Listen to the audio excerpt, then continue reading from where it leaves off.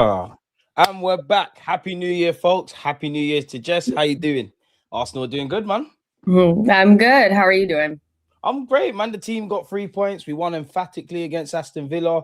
Yeah, man, I'm not complaining. 2025 was great. 2026 got to be better, innit, man? What did you do for New Year's? I never do anything. I always stay home, do my vision boarding type of stuff, and just bring in the new year very quiet and calm and cool and all that kind of stuff. What about you? I done exactly the same thing for the first time, man. I don't know what happened, but I just didn't. I've never been one for going out on New Year's. Huh? Because you're 30 now. You beat me too. I was just about to say, I was like, let me just stay at home. Similar to you, I just thought about, I wrote down everything I did this year, everything I want to do next year, and just welcomed it silently. And it was nice to wake up without a hangover for once. I mean, is this what growing up's about? It's not boring, but it's damn, innit? Fair play. Yeah. I can't believe it. I'm genuinely, I woke up today, I couldn't believe it. It was me. I never thought I'd end up like this, but here we are, man. Let's adjust the elephant in the room, Jess, man. Before I ask you for little isms and schisms and other talking points, how are you feeling about Arsenal now that 2025 is done and obviously going into 2026? I mean, listen, I think the last time we spoke, it was all right, we're winning, but we're not winning good kind of thing. And I really think we needed that Aston Villa win to kind of kick off something. We needed to feel like the pieces were coming together, and obviously there needs to be more games after that. But I just feel like we couldn't have ended the year. We could have ended the year better. Obviously, we could have gotten every single point on the board. But if you had asked somebody what they would have wanted to see at the end of 2025, the beginning of 2026, I think a lot of us would have chosen what we have right now. We're top of the Premier League. We're top of the Champions League. We have a good squad and players are coming back. So I think all in all, our 2025 has been incredibly difficult because of all the injuries and the disappointment from last season and, not getting to the final of the Champions League. There's just a lot of things, but this team is capable of having a really good 2026. And I think we saw that in the game against Aston Villa. That is the level. That is the level that I think we've been waiting to see this team. It was just 45 minutes, by the way. We still need to put together a 90. But the way that they just crushed Villa, is what we need to see going forward. And I think that's what's frustrating with the team. It's not so much that we lack so much. It's that we have so much, but we don't see it enough maybe. There's more to give.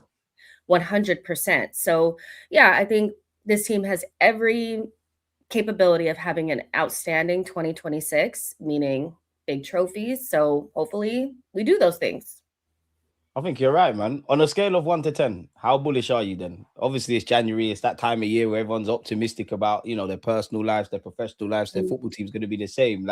As you've been alluding to, it is all coming together. And also the flip side of that is we have had injuries. We haven't been amazing for 90 minutes, but we start the league in August. We end the year going into this year with a good platform, as you mentioned. Everything's alive and kicking. So, on a scale of 1 to 10, how bullish are you about major trophies like Prems and Champs? I still feel like it's our year. Fingers, toes, everything crossed, man. I still feel like it's our year. If we're gonna do it, it's got to be this year. There's no reason why we should not be able to do this year. So in either competition. So yeah, I still feel like it's our year. And we'll just see. It's hard for me to say, I know 100% we're going to do this, but I know that this is the best I felt about the team and our abilities to get it done, if that makes sense. So I don't think you're wrong, but what gives you that confidence that they'll get it done, or you feel like they will? I think with the team, it's just one of our bigger problems has always been the depth. And I think had any other team gone through the injuries that we've had this season, they would be mid-table. They would have crumbled. Yeah, 100%. For us to maintain that top spot through all the injuries, and we've had a shit ton. We've had so many injuries. It's insane from minute one. Minute one, Kai Havertz comes onto the pitch against Manchester United. Boom, he's done. And since then, it feels like every week. Villa was probably the first time there's been no kind of fallout with an injury. Exactly. So I think the depth gives me a lot of confidence. I think the the defense obviously gives me a lot of confidence. I look at the way, when we play with Gabriel and Saliba and some of the performances that Raya is putting in, I know those players are fully locked in. I think Mikel has enough experience now. I think the team has felt enough. They have enough experience, but they've also felt enough pain to hopefully never want to feel that again and know what they need to change. And I feel like if things go our way in terms of like players just really like locking in, I think we have enough goals too if they're like doing their thing. So, and I didn't feel like that before. I didn't feel like that, obviously the first time that we tried to win the title, we did not have the depth. Obviously, if your next man up after Saliba is Holding, you don't have enough. No offense. You weren't ready for those conversations. Yeah, and then the next year after that, there still felt like there was something missing, like a maturity or something, and we would go through like the rough patch and like couldn't get out of it. And then the next year we had all the injuries. So this is the best I felt. How do you feel? I mean, to be honest, Jess, there's nothing I can add on to what you said. What you said is exactly how I feel and how a lot of us Arsenal fans feel. The only thing I'd add on to that is, if anything, I think the thing that excites me the most and scares me the most, if it makes sense, is, listen, take nothing away from what Villa have done. Chelsea were in those conversations before. After that game, they went down the toilet. Manchester City. There's obviously some good teams in the Prem. So I'm not saying this to say Arsenal are the biggest and baddest, but I literally just look at us and I think like we're either going to be our own best friends or our worst enemies. Like, I just think we have to control the controllables, which we've been doing in it. Like you said, there's been injuries. We've been still getting results. Yes, there's been slumps and whatnot. But for me, I think we need to get hold of these injuries. I know everyone's coming back, but we've seen this before. Everyone comes back. There's a whole lot of other injuries. So get a hold on that. I guess Villa is Villa is that in terms of scoring enough goals. That's what I want to see. But I think we need to score more goals. I think we need to get back to those high standards defensively. I think we need to get a hold on our injuries. Other than that, I'm not really nervous. Like, we're in a fair fight, innit? I feel like it would be a thing where, if they, like you was alluding to in previous years, where we're crying for depth, but we ain't got none, and there's nothing we can really do. We've got the depth, we've got the players, we've got the solutions. It's just, is it all going to come together type of thing? And that's what we don't know. But I agree with everyone in that at the end of the day, we've gone from August to December. We're now in January. We've got a decent platform. It's what we do beyond that. Before I ask you a next question, but I'm kind of going back. With 2025 being done, what would you say was your highlights from Arsenal? Like, what's them kind of moments? Because I asked this in a live chat before we was here with you. I went with, in no order, Eze's hat-trick, Miles Lewis-Skelly at the Emirates against City, and you know, Declan Rice scored 2 free kicks. But is there any for you that haven't been mentioned, or is that it?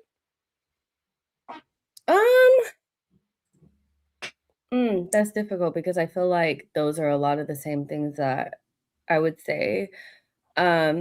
Definitely some of Miles Lewis-Skelly's performances. I don't even think it was just one. I think he had a couple of really good ones, to be honest. Madrid, PSG come to mind. Yeah, Madrid, yeah, for sure. Definitely the Rice free kicks, but also our performance in general away from home at the Bernabeu was probably the biggest, oh my god, that was actually just really happening. Yeah, that was actually super nuts, So yeah, I think that those were some big highlights. I think 2025 was difficult, but I'll say even just a small one was, I mean, obviously the hat trick from Eze, but just signing Eze, I felt like that whole period of time, that whole moment between he's going into Spurs, now he's not, he's coming to us, and it turned around so quickly. I thought that was pretty cool. That was a highlight. But yeah, I feel like there weren't that many because of how the season kind of went, but there were some. There was a couple. You mentioned. What was the lowest? Beyond the obvious of not winning a Prem or a trophy, it's too easy. Home performance against PSG. I see why you'd say that. It's like our bubble got popped immediately. The first 15 minutes was pretty hard to take. That was giving me PTSD. I'm actually vividly seeing the game. I know exactly what you're referring to. When that Dembele goal went in, it was like, oh shit, dreamland's over now. Yeah, that kind of rocked everything out. I'll say honestly, probably worse than that for me was the period of time between going out of the Carabao Cup and the FA Cup to Newcastle and Manchester United at home. Oh, that's a shout. That's a shout. That period, because it was right, you know how all of it kind of connects together, and all of a sudden you're playing in the FA Cup and the Carabao Cup all at once, and it's like a week, and we were at home, and we played in those white kits again. Every time we play in those white kits, something really bad happens. Yeah, we never turn up to the races. I cannot get those the vision of like Isak and Gordon running through us. Gordon going to the corner flag and doing the Henry celebration. Kai Havertz and Odegaard doing madness against Manchester United. Odegaard missing penalty. Then Kai turnaround missed penalty. Bruno Fernandes running around with his rat-looking ass, running around the Emirates, celebrating, knocking us out. Josh Rozatsky doing the bye-bye to the fans. Yeah, I was like, that whole period of time almost sent me to like an early grave. So it's a dark place. Yeah, because you can stomach the PSG just a little bit, because like we weren't as good as we could have been right then, because we had like our injuries or whatever. And they ended up winning it, and they were the best team like in the world at that point, you know, so you can stomach that. But the shit, Man United at home in the white kits, and we didn't take our chances, and that seems to be a theme of Arsenal. Like, it's not the same year, but it reminds me of the same token, really, in the same competition when we went out to Liverpool, where we had a bag of chances, didn't finish our dinner. They had one opportunity or two, and the rest is kind of history. That's a shout. And you know what? Shout out to G-Star. You know what? I'd throw that in there, the January transfer window, because I can't lie. I remember how I felt. I was like, surely, like, really? They hate us. Yeah, like, really. What do you say is the best goal we've conceded this season? I mean, this year, last year, because some went with Szoboszlai, and I went, there is that. But then I was trying to think of other ones. The Mateta goal, I think, was crazy at home. Another one people were saying that was nasty as fuck. Like, rude. I was like, actually, that was kind of sick. Like, you know, if my striker had scored that, I'd be, yeah. That was pretty fucking crazy. Yeah, I mean, that's the one. That one sticks out to me. That one really stuck out to me, because I was like, fuck. Like, because he ran over, I think he like ran over Odegaard and fucked Saliba up. It was crazy. It was horrible. It was horrible. And I knew someone would say our striker could never. Don't worry, I'm going to ask Jess about Gyökeres. I'm sure she's offered a lot of thoughts about him as of my, but we're gonna get into Gyökeres. Don't worry, man. There's another question. It's slightly off topic. Shout out Neil. He said, are we happy with the squad use so far? A lot of people still feel Arteta's not rotated enough with certain players. Where do you stand on that, Jess? It's tough, because, you know, in one vein, I think that there was a period of time where we were rotating really well at the beginning of the season, kind of getting players in, but then it kind of stopped at a certain point. I think that also had to do with the fact that we didn't have a lot of players available. We've been constantly going through players in and out, and I think we're getting injuries, and so we're like, are we playing these players into the ground? And I'm like, I don't know. Yeah, I don't know if I feel that we're playing some of these players into ground, because I don't know that we always have the opportunity to rotate the way that we think. It's not like we've had the full squad available to us every single day. Do I think Arteta could maybe, like, in some of these matches, maybe use Norgard, you know, but I don't know, like, you know, so I don't know how I feel, but I feel like there's always this element of anxiety with this fan base, and like, are we rotating enough because we get into injuries, but also because they're seeing younger players being linked to moves away, and they're like, you need to give them playing time. And it's just like, I don't know what actually people thought was going to happen when we bought Madueke and Eze. You guys wanted Eze. Remember, you wanted him real bad. I wanted him real bad. But don't forget Hincapié as well in Miles Lewis-Skelly's case. You knew that this was going to happen. You had to have known that that means less playing time for Ethan. You had to have known that. It's easiest to leave the young kids out, rightly or wrongly. Max Dowman, Wanyeri, and obviously Lewis Skelly. Whether I like it or not, those that understand football, you're bringing in players for X amount of millions. They're international footballers. There is an element. I'm not saying they can't help us. They have helped us, but there is an element of, it's just 3 points on the board. We're trying to win stuff. This was going to happen. We can't keep the same team, but rotate everyone, and everybody gets a game, and everybody's whatever, and we win the league. It's not going to happen like that. They're going to get chances. You know, obviously we want to see them all play a lot more, but at the end of the day, our form has had an element of consistency. We do approach this year, as you said earlier, eloquently, like top of everything. If that wasn't the case, then that's when I'm like, okay, this one's not good enough. That one's not good enough. throw these guys in. This is why we have a squad. Not everybody can play, but people don't hear that. Just like it's great to say until you want a player to play. And I think when you get into the stage of like throw the kids in, it's just like it's right often. We always think that's the answer, but I don't always think that that's the answer. Like, just throw the kids in. Like some of these players that you guys are talking about throwing the kids in over, like you said, are like seasoned international type players. Like there's no way that Ethan is ahead in the pecking order, ahead of Eze or Marino. Like I know people have their thing with Marino, but Marino is a starter for fucking Spain, guys. Like, let's be serious for like 5 seconds. The reality of the situation, whether we like it or not, this is what is going on. Exactly. And Ethan, he played Ethan up until the point where we started playing more serious competition, and we struggled against Crystal Palace. So I don't know, so we'll be playing in Champions League again, and also the FA Cup soon again too. They'll get their minutes. You will see them. Relax. It's going to be okay. But do I think maybe Arteta can maybe trust more of like the senior players, like in particular Norgard, so we don't lose Zubimendi? We see how important Zubimendi and Rice are to this team. You got to use Norgard in some of these like Premier League games here or there just to give them a little 30 minutes here or there, which to be fair to him, he did against Aston Villa, because Marino got the yellow card and stuff, but we were also dominating. So if we dominate more games and we score more goals, I think Arteta will use these players more. Facts. Do you think he's underwhelmed by Norgard? Who isn't? Who wouldn't be underwhelmed by Norgard? Norgard was never going to be. First of all, Norgard is not Jorginho. Like he's just not. Jorginho has the Chabella. Like he's got a little bit of je ne sais quoi to him. Norgard is.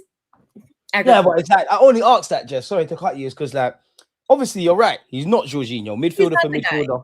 You ain't got that. But if you looked at his highlights in Brentford, and we've seen him play against Brentford, I would have described play for Brentford. I would describe him as tenacious, as experienced, as having an engine, as being like one of them guys, especially because like there's been times we have to hold off in games. Brentford are used to that. I'm quite shocked with this amount of football. I thought at worst, on a frequent basis, last 10, last 15, occasional start. I guess I just expected him to play a lot more of a prominent role.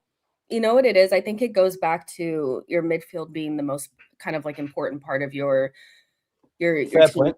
And when you have inconsistencies or weirdnesses in other positions, like we're not scoring enough and we're also starting to leak goals because we don't have our consistent back line, I think Arteta holds onto that midfield very tight. And so it could just be that. And like, again, as we start scoring more goals and we have like a 2-goal gap at like the 70th minute instead of nothing or 1, he'll start to use Norgard more. But the more that I think back on it, I'm like, you have to keep something consistent. And the only thing that's been consistent this season is Rice and Zubimendi. So I think he's like, I need something. But maybe he could have used him in the cup games a little bit more. I understand that. And you know what's so mad? Like I actually thought there was a point, just because we was reflecting in 2025, towards the end of the year, there was a point where I actually genuinely thought he's going to get a run at centre-half. Obviously, that never came. And the beautiful thing is, like, there's another half of football to be played. So the Norgards, the Wanieris, the Lewis Kellys, the bit part players, the players that aren't flavour of the month, they might become the guys. And subsequently, those that are playing on a regular basis and we're waxing lyrical about, they might rub out. It's 38-game period or however much in all comps. There's different heroes and stuff every week. So it is what it is. I do want to ask you completely off topic from Arsenal. Like, what do you make of the Maresca stuff? Because I didn't have that on my bingo sheet when I woke up that he'd be gone. Like, what do you make of that? Listen, because I thought about this a lot this morning because I was like, because I figured you'd ask me about this. And I'm like, the original, I feel like what people were saying was like, Maresca's been done dirty. He's been done dirty. I hear that. But once the information comes out that he's been talking to City, and he's told the board multiple times that he's interested. In like October, November as well, for context, folks. And then you go through a shit run where you've only won 1 of like 7 games. I think at a certain point, it becomes like, are you focused on us or not? A little bit. I think it's twofold. I think where Maresca has been done dirty, in particular, I think the obsession with the young players that aren't very good and not giving him at least one clinical goal scorer, and also not bringing in a center back to replace Caldwell when he tore his ACL were very damaging for Chelsea and their whatever hopes they had for this season. Right now, it's a top 4 thing for them. It really is. And like, that's all they really care about right now, is to make sure that they stay in the Champions League, and it's not looking that good right now. So that's where I think he was really done dirty. But at the same time, it's been very clear over multiple, coaching regimes that they're not concerned. You're a coach. You're not a manager. We're doing the young team thing. We're not really doing the Abramovich thing. You know Work that. with what we present. You know that. Work with what we're going to give you, and don't complain. We want a yes man. So when you sign on to that and then shit starts going, left, don't be surprised that they're like, but you knew this. So I think what it comes down to is Maresca has an ego. Anybody who thinks that they're going to go from Leicester to Chelsea to Man City, it has an ego. And that's fine. Like, listen, do your thing. Like, if you think that you have that, you can step in after Pep. That's the last job on earth I'm wanting, by the way, is to be the guy after the guy. Trust and believe. Exactly. We saw that with Wenger, with sort of Klopp, even that bang. Yeah, it's dark. Trust and believe. Fergie. It's a great man's shoes to fill, man. They say avoid stepping into a great man's shoes. I make you right, man. I think it's a twofold. I think Enzo's been scheming to leave Chelsea, whether that's to go to City. The very fact of he's got to know I'm not the front runner. Like, obviously, he's probably lucky Arteta's not available, but I'd imagine him and company. I reckon company's even more ahead of the pecking order, but he's still on it because, like you said, they've been talking for a few months. It seems like Maresca, from what you see from the Ornsteins, from how he says certain press conferences, he's quite cheesed off. But then I circle back on what you said in that you knew you knew what time it was. You know they're buying players from wherever they're buying them, young players that can improve. You're allowed to have a bit of a bitch and cry about that, but you're a head coach, as you referred to. Like, you have to work with what you've got. I do think the formers, press the button a lot quicker. I do think it's interesting, like, watching Chelsea content creators and listening, because some like Maresca, some think he needed to be sacked regardless. They all are kind of united that a manager doesn't really change anything. They're quite concerned about the trajectory of the club. But I actually think it's poetic, because since that little 1-1 victory for them against us, they've been just downhill and downhill and downhill. And I want everybody to make sure, if Arsenal don't win the league, great, we've bottled it. But everybody said Villa was going to do this, City was going to do this, Chelsea were backing it. So whichever team wins it, great. The other teams that don't, everybody's bottled it. But yeah, I just wanted to get your thoughts on Chelsea. I think it's a bit mad. Like, do you still think they're in a title challenge? In fact, furthermore, who do you actually think's in a title challenge? Because we ended Villa's 11-game winning run as well. Yeah, personally, I think at the end of the season, it ends with the 3 best teams in the league are going to be up there, and then that last spot is going to be up for grabs. It's going to be us, Manchester City, and Liverpool. I think Liverpool are very much so, like, they can't believe their luck. They cannot believe that they went through the smelliest run that you could have ever gone through and are still very, very, like, much so in they're there. Like, they're right there. Look at them. They're right fucking there, and they are better than Chelsea and Villa and the rest of them. They're going to be fighting for that last spot to the death. Are they more consistent than Villa, though? They will be. I think their second half of the season is going to be basically them just creeping up and doing their thing, and there's less pressure now, so they'll be able to perform, and their players have settled. They're a much more talented team to me than Villa. Villa had their run, but I don't think Villa have the depth to once they start playing in Europa League again, and Emery has to choose between his beloved Europa League and the league, they're gonna start going down again. And Chelsea are blah blah. The one team that's fucking up more than anybody is Manchester United. How they are not capitalizing on the nonsense going on with Chelsea, I don't understand. And they're playing 1 game a week as well. Yeah, they have 1 game a week. They have no reason not to be able to get these points. They're so shit, dude. Like, and I love it. Like, because I hate them with everything. But when I'm looking at it, I'm like, they should really feel some type of way, because everybody else has a reason. Everybody else is playing in other competitions. They have a reason. You've got 2 competitions. You went out in August in the League Cup against Grimsby. Highlight 2025. Yeah, it's like, what's going on? So that last spot is very much so, in my opinion, up for grabs, but it will end up being Arsenal, Manchester City, and Liverpool in those first 3 spots. It's just those 3 teams are very much so better than the rest to me. So who do you back to get 4th?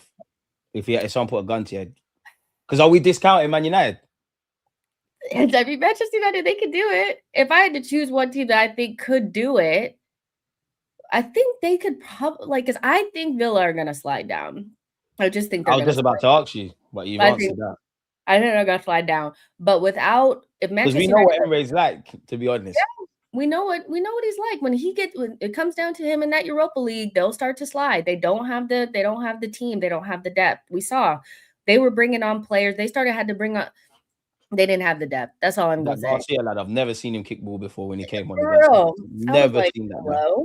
But Manchester United, if they go into the transfer window, maybe bring in a player in that raggedy ass midfield, and Ruben Amorim could humble himself and go to that back 4 and ditch the 3-4-3. They did it and went back to it. This guy's a madman. He's insane. I'm like, let go. But he also is somebody that I feel like could get sacked at any moment as well. So honestly, you reckon your guess is as good as mine. Do you reckon Amorim could? Do you know what? Yeah, I make you right, but and I know no 2 situations are the same. And I personally believe the Maresca thing, you could look at the current results, yeah, and that's enough to get someone at Chelsea sacked, anyways. But I think it's because of what you were saying, Leno, that there's a lot of disagreements above board, and obviously what's going on at Chelsea is different from Man United. But the very fact that Maresca, who's ironically being linked with Man United, the very fact Maresca's been sacked before Amorim, I'm like, oh, I don't know, man. Like, Man United, they might not want to pay the compensation package to Amorim, which Chelsea are probably doing for Maresca. They're probably still on wait and see mode. It sounds mad to say, yeah? And you're right about the fact that they've been struggling, like they need to take advantage. But considering where Man United finished, where the season's been, are they looking at it and saying, you know what, January 2026, we're 6th, we're actually, 2 points off the title winners, the current title holders, Liverpool, 4th. Are we really on pulling the plug now? I don't know, Let's see how bad it gets, because it has to collapse. It has to. Yeah, they might collapse. You just never know. All 3 of those teams have the ability to fully capitulate. So it's just who doesn't. You know how the top 4 races, we've been in it multiple times. It's who's let shit like against the last spot. The battle of the inconsistent. Yeah, exactly. So yeah, but I just see Liverpool very much so solidified in that. Sunderland hope. They've got City. Listen, Sunderland, you're doing good, baby, but I don't have any. How far down are Newcastle? How far down are they? Do you know what? Yeah, down. No one's really been they're 10th now, but no one's really been talking about Newcastle and Eddie Howe. It's been a bit bummy. I think where the world of football is. 26 points, and Manchester. Listen, 4 points off. It depends on who can have a good, like, one of those runs in the second half of the season to get them. Well, it wouldn't be United. Like, if you're going to do this consistency thing, you probably more back Newcastle to do it, even though we ain't seen that this season. You're probably going to say Chelsea could do that. You're going to say Liverpool. Sunderland have displayed more than that than United, even though prior to this run of games, United actually did. If you're talking run of games, then it's dark for Man United. But the saddest thing is, I know it's a cop-out because they're the biggest team in the land. This is actually progress for Man United because of where they were. And obviously Spurs was stinking up the joint. I mean, they were like down in like 15th or something last season. I mean, Manchester United, I think, are benefiting from the league being so volatile, but also, they're just kind of, this is where they are. I don't think they're, how hard it is to get from the European positions to consistent title challenging. It's not easy. It looks like that, but it's really that. It's bigger. So, they're kind of where they should be. But like, I would not be fucking surprised if they lose to Leeds. I would not. No one would be. I hope they lose to Leeds. I wouldn't. Leeds are like on a little run. Like ever since they beat Chelsea, they've been doing like a little thing. Like Dominic Calvert-Lewin all of a sudden is doing a little thing, So I'm like, listen, let's see how it goes. But like, really? It's mad. I don't give a fuck about the top 4 race. What are we up to? What are we up to? You mentioned it slyly, and that the table's a bit volatile and things. And I always say from game week 10 onwards, and obviously we're 8-9 games removed from that, that's when it starts normalizing. That's where, Aston Villa have been up and down. Liverpool have had up and down moments. We've had a wobble and generally been consistent. But now it starts to get a bit serious. But you are right. There actually ain't too much points. Now, granted, there's 6 points that separate first and third, but that's not even my thing. It's like, yeah, Spurs are not even out of the title. Definitely out of the title. Not even out of the top 4 race. Like, can you draw any real conclusions at the moment? not really. With the table? Apart from Wolves, because they're gone in it. Yeah, from like 4th to about 12. There's not really much between those teams. If they drop a couple points and you pick up a couple points, you could end up in the European spots. Like, it's really this is like the strangest the table has been at this stage. Like, usually after, like you said, like the 10th game, things kind of solidify and people kind of pick up their spots. Yep. It's very much so because people are really dropping a lot of points.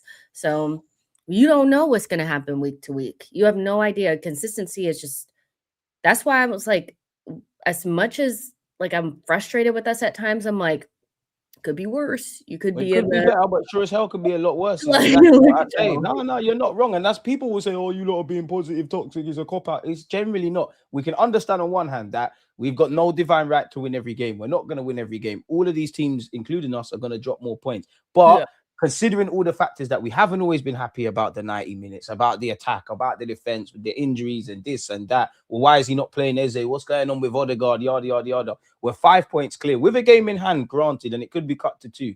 And that's a question to ask you. Even though I make you right, should it be more? Because if I'm honest with you, I think so. I think we should have 4 extra points. I don't know if my maths is great or even more, really, because we should have held on against Sunderland and got 2 extra points. I think we should have got 2 extra points against City because I'm not happy with how Arteta approached the first half. To be fair, we should have got a point at Anfield. Now, I know it didn't pan out, but should we have more of a lead? Or am I being a bit not humble, I guess? Like, I should be maybe being a bit more humble. No, I think that's the context that, I think a lot of Arsenal fans have, that was really frustrating between kind of like the Sunderland, Chelsea, Wolves kind of games, is that we left some really like some significant points on the table there, where I can maybe give you some leeway, like on playing the Liverpool and Man City. I get that those are tougher games. I really can't understand why we couldn't hold on in some of them games. The late goals that we were giving up were starting to really really great, and the performances were not good. So if you win, you hold on in those last seconds against Sunderland, and you hold on in those last seconds against Villa, what do you have? 3 more points? And so and now how much more happier would we be? Be a madness. Yeah, you're 5 points clear instead. And I'm not even asking about the Liverpool game that was really kind of fucked up. I'm not gonna lie. That game was like, what are we doing? And then the City game, where we should be beating them at home when they're not in good form. So yeah, we should be up by more. But we also have to remember that, like, it's not like we had our whole team and we were going through some shit. Like, we went to Aston Villa with a chopped backline. That backline was chopped. Like, and the battery was dead. If we were iPhones, there's 2% battery, man. We looked shot, like we were dead. Yeah. We were dead, like we were dead. And there was still some courage, and it was courageous. Unfortunately, we lost, and that's something. And me and you have spoken about this before. Like, I'm still, the one thing that will make me believe even more, I need to start seeing us put together some really good performances in general, but away from home. The only time, like my most favorite game so far this season would still be Newcastle away. In it, any adversity, we boxed smartly, we done our thing. But then the Sunderlands, the Chelseas, the Liverpools, etc., like, I don't think we've been good enough on the road. That's kind of what I want to see. And then I'm like, yeah, do you know what? My hot take, I think I said this to you the last time. There's no context behind this. I can't even tell you when we play these lot. But I think if you beat City at the Etihad, something we ain't done in a million years, then I genuinely think, yeah, cool, we're winning the league. I genuinely feel that. But that's a hot kind of take. Yeah, I think I think in a title race, like, as much as we want to do like the data and the maths on it and say, okay, this is the formula. You need to, beat all the small teams home and away. And then you need to make sure you beat your title rivals at home and not lose to them away. There's always a moment, I feel like, in a title race that turns the screw, kind of like, or turns the things in your favor. And it comes with some sort of win that maybe you weren't supposed to get. And that like turns the tide. I feel like every single title race pretty much has like maybe one of those, like a big win. And unfortunately, we don't have very many more opportunities to take that big win because we've played a lot of the big teams away from home already and haven't done well. Like you said, I think Newcastle is pretty much like the only one that we've gotten over. And can we really consider Newcastle really that big of a team? Like, not really, No, but you're right. But at the no, they're a big team. But at the point, I hear what you're saying. When we played them, though, they said that. Well, you know what, Jess?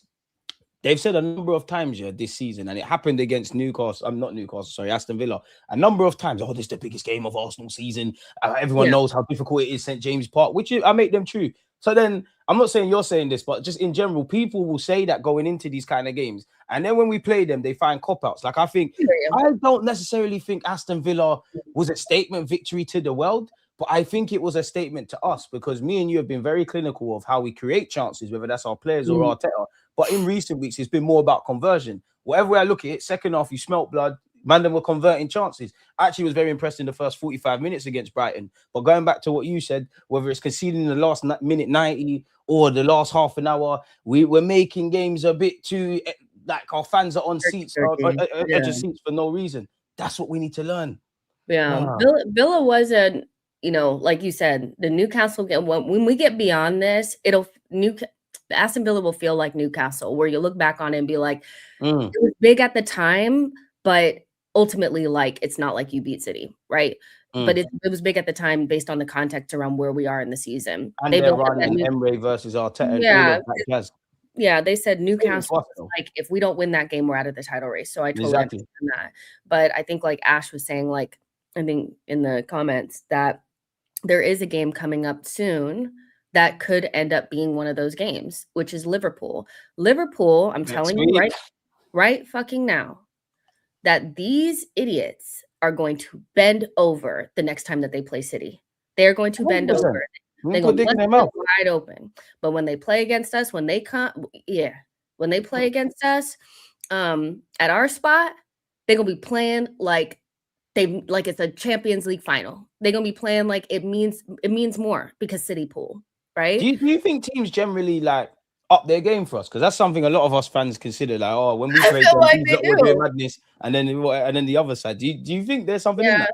I do, because I forget who said it, but obviously they don't say it at the time, but they'll say it later on when it doesn't matter anymore. Your fans are not going to feel any type of way about you saying it, but there are just certain teams like that, it's a write-off. You're going to do as much as you want to do, but you basically go into it like, it's a write-off. And I feel like, because City is one of those games for a lot of teams. I think with us, there's an element of like, we could still probably get them if we do this, because we haven't proved that we're inevitable in that way, where City are kind of like, fuck it, Holland's just going to do it, right?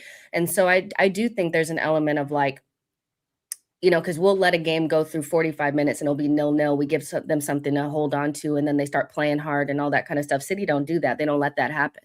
And even if they do, they'll smash them in the second half right away as soon as. And you've got Haaland, as you said. Yeah, exactly. So it's not so much that I think like everyone hates us and everybody loves City, but I think like we don't beat them in the tunnel the way that City do.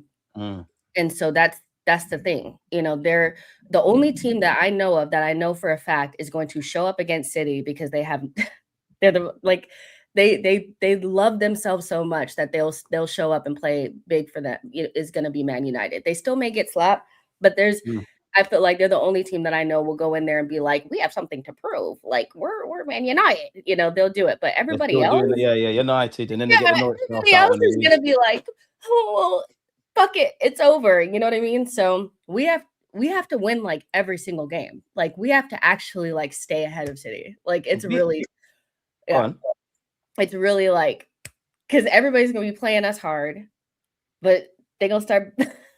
I've seen it before. No, you're not wrong, yeah. But that's what I wanted to ask you, just based on that, yeah. Like, should we be in that territory? Granted, we're not City, we ain't won the league and stuff. And I'm not saying this to say it's something to be great about, but we've been second. We're inevitable to a degree from set pieces. We know what the manager does. We know we've got some good players. We know we've got individual quality. Surely we should be in that realm where not that people aren't going to try, because people have tried against City, in it, but like, why are teams still having a go? Surely we should be one of those where we're in the tunnel already. Oh my God, it's Arsenal. We're going to lose. It's over type of thing.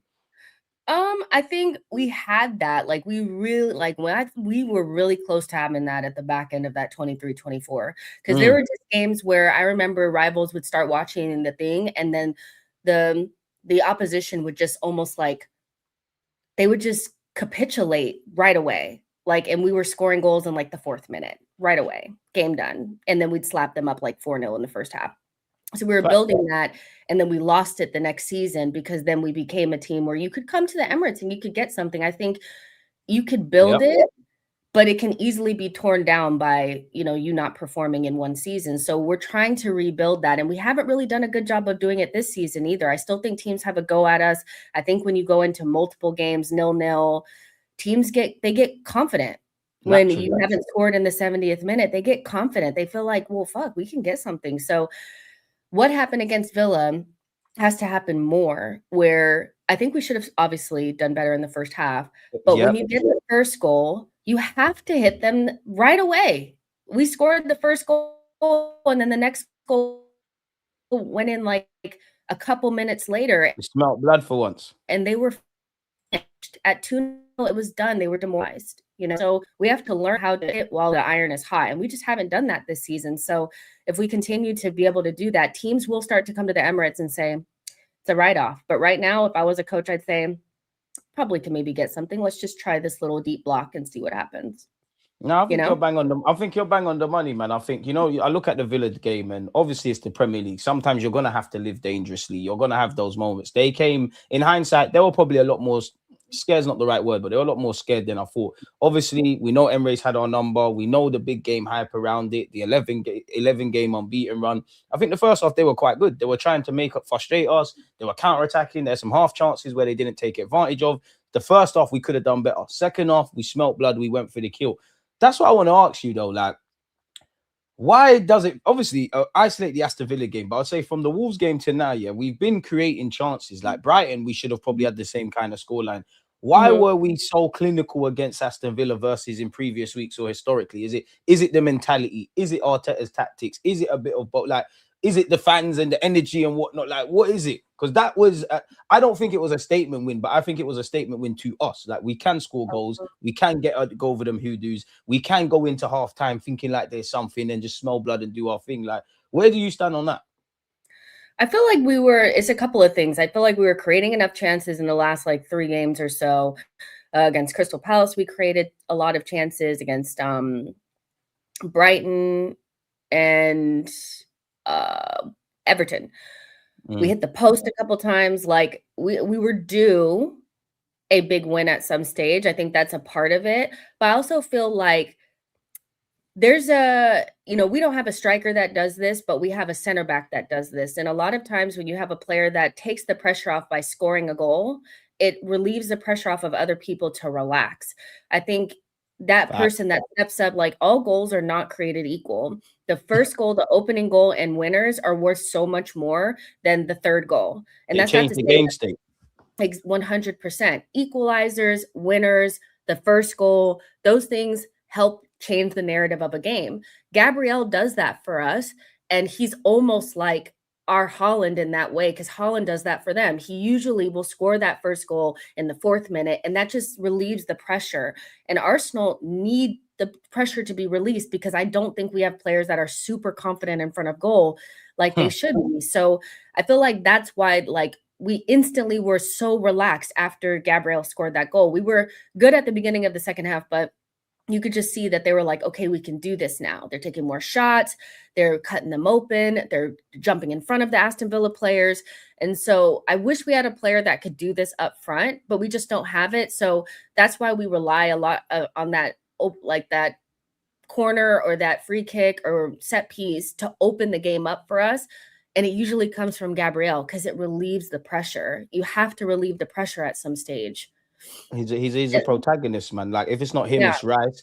We'll talk about Saka, and I know people, he's not exactly everyone's flavor of the month, but it's Bukayo. Like, with Gabriel Magalhaes, especially from dead balls, if he doesn't win the first ball, he wins the second. And you could argue the second ball is probably the most difficult thing to anticipate. I make you right with what you said about goals. First goals kind of throw game plans out the window. The last goals can be sucker punches. When you've got your twos and your threes and you're adding to the scoreline, it's just further like jabs in it. The team's already dead. So you are right.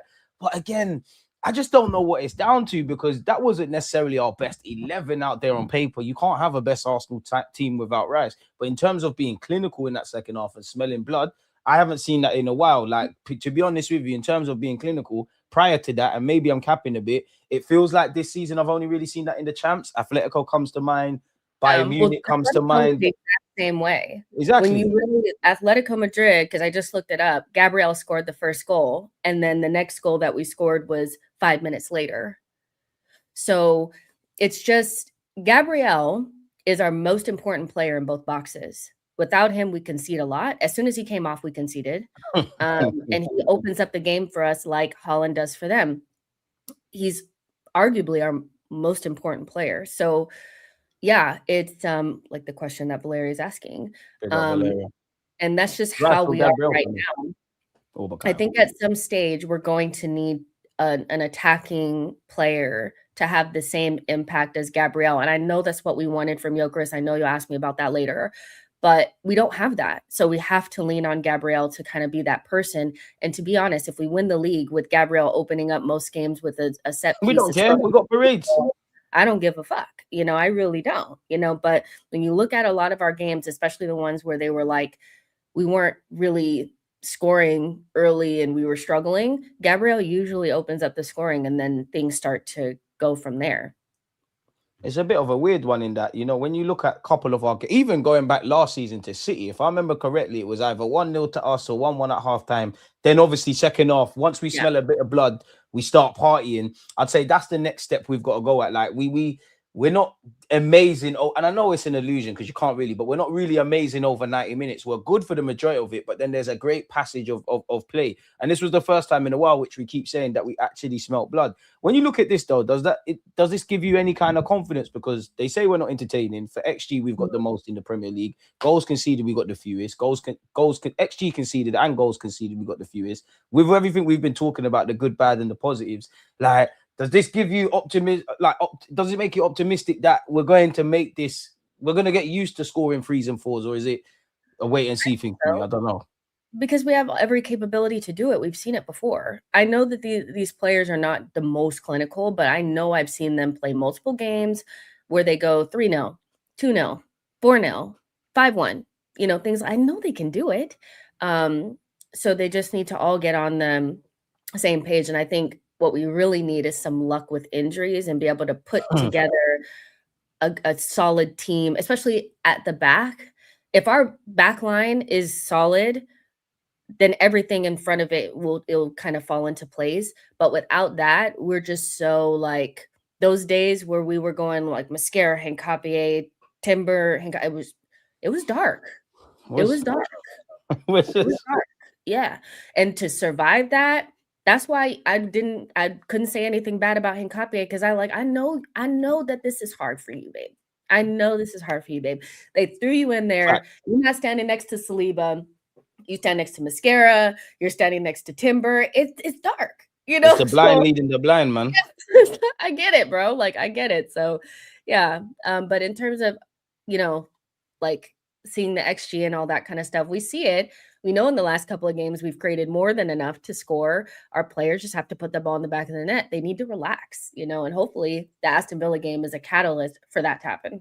Exactly. And obviously that's a great segment into me and you have been defending this guy. We've had no leg to stand on. He was bloody brilliant against Brighton. He was fantastic against Aston Villa. Let your apologies be as loud as your disrespect. And I know he needs to do a lot more. I know he needs a body of work. Form is temporary, class is permanent. Odegaard has been doing his thing, but I don't want to be the only one speaking about Odegaard. I've said my piece. Chat to me about the captain, man, the class vision. Is this thing on? Let me get on. Let me Take it away, man. Guys, it was one bad season, and some of you guys took it way too freaking far. Too far, man. You guys took it way too far. I told you guys you took it too far. And the thing was, is like, there was a 3-game period before he got re-injured where it was so clear to me that he was back. He just needed to continue to play. You can tell when Odegaard is good because he bounces off of players in a good way. Like he can actually like hold his own physicality. Like, the little swivel is back, you know, the little shimmy is back. He's confident. You know what it looks like because we've seen when he is and when he's not.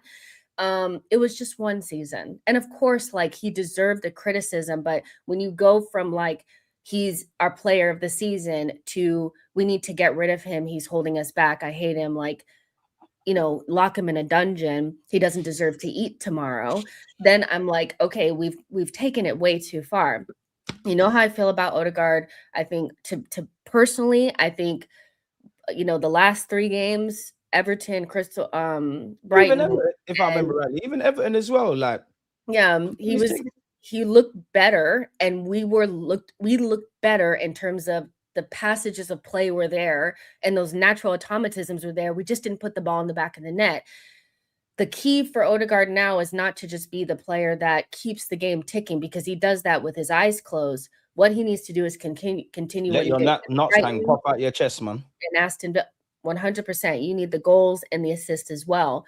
But to just see people being like, yeah, man, let's just be honest. Like, you know, we were still talking about Eze, but Odegaard's class. The fuck, what were you guys talking about? I love Arsenal fans don't know how to act, man. Some Arsenal fans just, I think, don't deserve nice things, because you can have these, you can criticize Odegaard when he's doing bad, rightly so. When 100%. He's doing good, you can give him his praise. But then you got Eze, you got Odegaard, you don't know how to act. I've seen people waffle about Eze positively and negatively. You know, now people are saying, "Oh, Eze, I don't know if he's going to get any first team football," and all of these kind of things. With me, with Odegaard, I just need a body of work. That's it. Like, I just need a stay fit body of work, because that, rightly so, it has only been 2 games. That's all. That's my thing with him. He's one of Arteta's favorites, whether people like it or not. He's central to the press. He receives off the centre halves. You see him drifting and doing his thing in the middle. He's normally the pass before the pass. I don't think people want to really speak about it, but I saw some tactical saying, "Oh, him and Zubimendi getting each other's face." Did you see them against Villa? Stop chatting shit. I wanted you to bring this up as well, because I kept seeing that and I was like, how can you say that these players do not work together if you have not seen them play together for more than 2 games? Exactly. Like, Odegaard's been injured the whole time. You guys were happy to let Rice and Zubimendi work out the kinks of their partnership, but it was like, Odegaard, no, fuck that. Like, of course they're going to work good together, you guys. Like, let's be serious. Like, there was a passage of play against Aston Villa where like Odegaard pops it up and then Zubimendi heads it back to Odegaard and Odegaard heads it to Marino. Marino heads it down. Odegaard grabs it and then shoots, and then Emi Martinez. They got the thing, whatever that thing is, the San Sebastian, Real Sociedad, whatever, they got that. Of course they can play well together. You guys just didn't want to give it time because you wanted him out the team more. You wanted him out the team too bad. I'm so sorry. I'm never going to let that go. When he's on it, which obviously he needs to continue to be on it, he's one of the best midfielders in the league. Exactly. Technically, he's one of the best midfielders in the world in terms of his technical ability. Odegaard, I just need you to do it more. It's simple as that. I agree. Sometimes Odegaard, I'm not going to lie, as much as me and Jess are happy now, it has been dark. Sometimes when you're back players, you need them to give you something. And it was dark. I remember sat here, yeah, and I'm lying through my teeth. I'm like, you got to remember, he's had a kid. I don't even know why I keep mentioning he's got a kid. People are following it in the comments. Even me, I'm thinking, bro, you're waffling, you know. But Odegaard, I need you to, like, I need this, captain. I need you to do this. The fact that he's shooting as well, like, he put his foot through it. This is what I need. He needs to keep doing this too, because I just feel like we're such a good team when it's not just him. It's not just him, but I think we're really, really good when he's playing well, because he's central to everything. So everything kind of feels less fluid when he's not playing good. And him and Zubimendi have they have the opportunity to be so sick, because whatever was going on, that synergy, I was like, that goal, it fed generations. Like, it really did. I was like, what? Even the last goal as well, man. Yeah, it was crazy, because they almost had the same thing against I want to say it was whoever we played, Brighton, where Odegaard passed it to Zubi and Zubi hit the post. They have the opportunity to do something. They just need to play together more. And when it comes, I know that people are concerned about Eze because Eze. But why are they concerned? He's been an unused sub for 3 Premier League games now. Has it been 3? Was it I 2? think so. I think it's been 3 games. Brighton, Villa. I must be. Was it Everton? Was Everton one? He did not come in against Everton. Yeah, he's been on the bench. But then he played there before that, though. Like, that's what I mean, Jess, because me and you have had this conversation before, yeah. I wish everyone could play fair amount of minutes. I wish we could play 12 players, yeah. Odegaard's obviously central to Arteta's system. But if Arteta was kind of seeing Odegaard like Eze, like if Eze could literally do the pressing and all that kind of crap that Odegaard does, you'd see them in and out the side. For me, if your name ain't Timber, Raya, Saliba, Magalhaes, Rice, or Saka, I kind of see you as interchangeables. I do think a lot of our players are hot and cold. Like, as much as I like Odegaard, I just need a consistent level, if that makes sense. Yeah, but, I think we'll get it, because I feel like those 3 games in between where he got injured and then the couple of games that we had now, it just feels so different than last season where you're kind of squinting to see the form. I'm not squinting. I can see it now and it's coming through. So as long as he can do that, it's fine. But with Eze, I'm sorry. I kind of agree with Mikel, because I think his whole playing time went down, and it was naturally going to go down, you guys. Odegaard was always going to come back into the team and reclaim his spot. I don't think it was ever in jeopardy. He's the captain.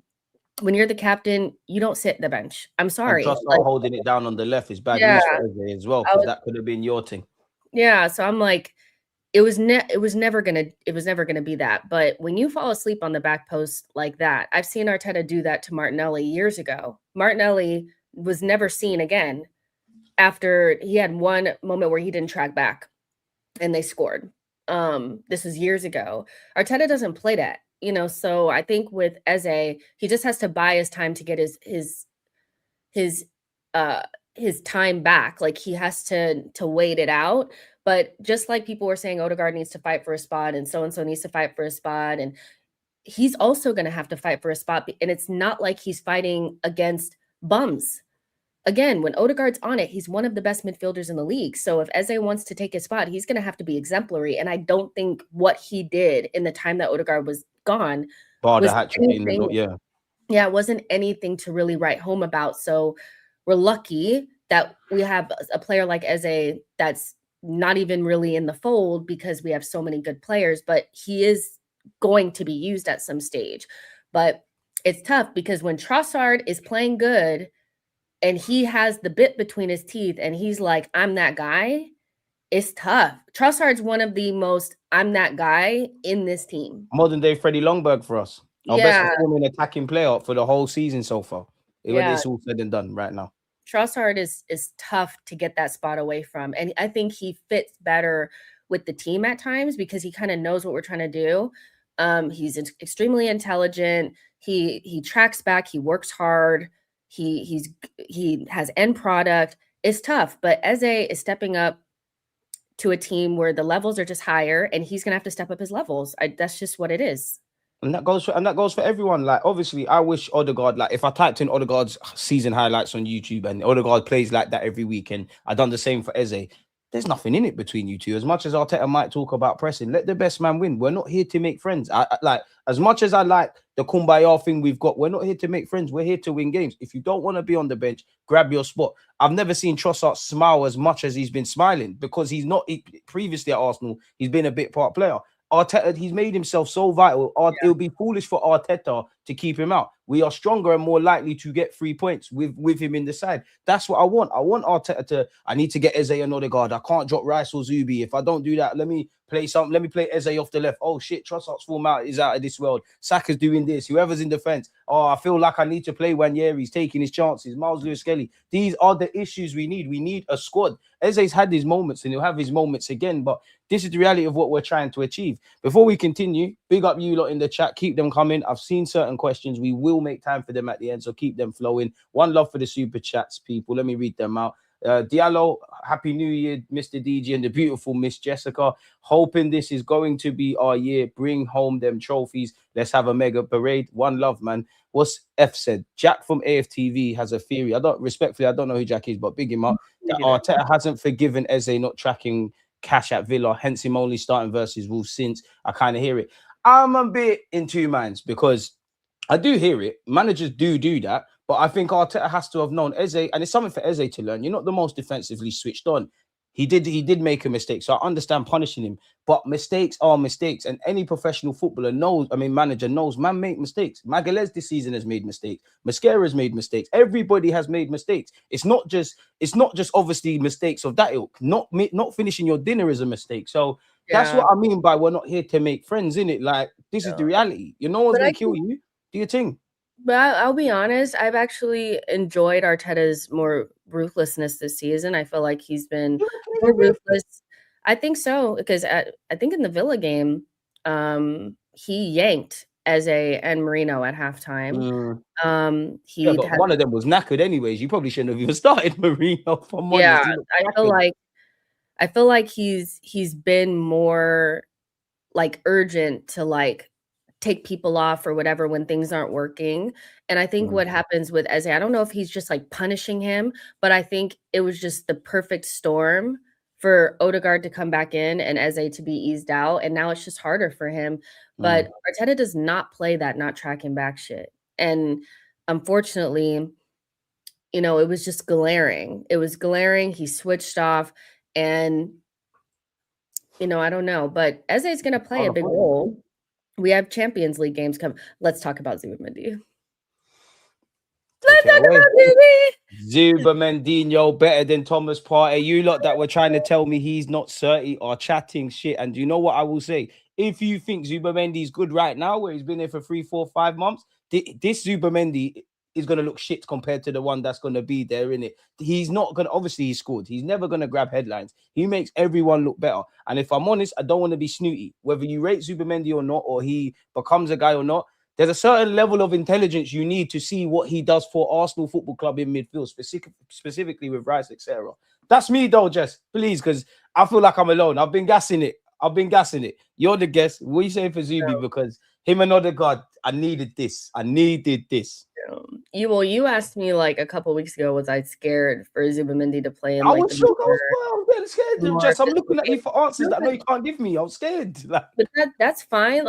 Like I understand that because, you know, with Zubi, I always know that I'm like, there's going to be elements where he's not the strongest and, you know, he's not up to the physicality there. That's just 100%. There naturally. But what he gives you is so beneficial that I'm okay with the odd, like, oh, well, you know, he got shrugged off there because he's so switched on. He's more than like just a normal 6. He gives you so much going forward.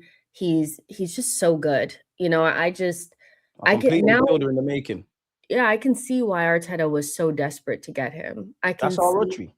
Yeah, I could see it. He's just, yeah, if we could get Rice, and I don't know how long Rice is going to be out, but if we could get at least Martin and Martin playing together consistently and getting that synergy, they could do madness because they both have that thing where they know when to slow things down, when to speed things up. They kind of know how to find space and where to go. Like he was so instrumental in the third goal, like Zubimendi. He just ran into that space. He was out wide. He took the ball off of whoever was on that side. Then Trossard took Odegaard for his involvement as well. Yeah, so there's just a lot that Zubi does that I feel like is not seen. But even the things that you do see, it's like, wow, he really is. You can see why that was a huge pickup for us and why we waited and why we were so desperate to get him. And I think out of all of our summer signings, he's been the best one and he's looked the most at home. And I'm not surprised because he's just clear. Like, don't shoot me, Jess. But you said something there, yeah, and I agree. But then I kind of flip it because if I'm just looking with my first thought, I'm with you. I think Zubimendi, for what it's worth, I think all of the summer signings, you're doing good. I think you've got capacity to be better and be great.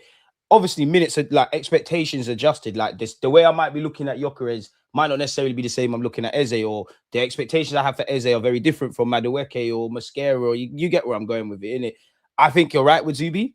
But I think for me, of the summer signings, and I know he ain't been in for a minute, I think Mascara has been the one that's impressed me the most. Maybe because, you know, me and you have spent forever gassing Zubimendi. We've chased him for years. So it's like, I know you've been good. Maybe it's more of a breath of fresh air. But I'd say Mascara and Madueke are the ones I'm like, I kind of understand why you're here. I feel like impress and who's been the best are two different things. True, very true.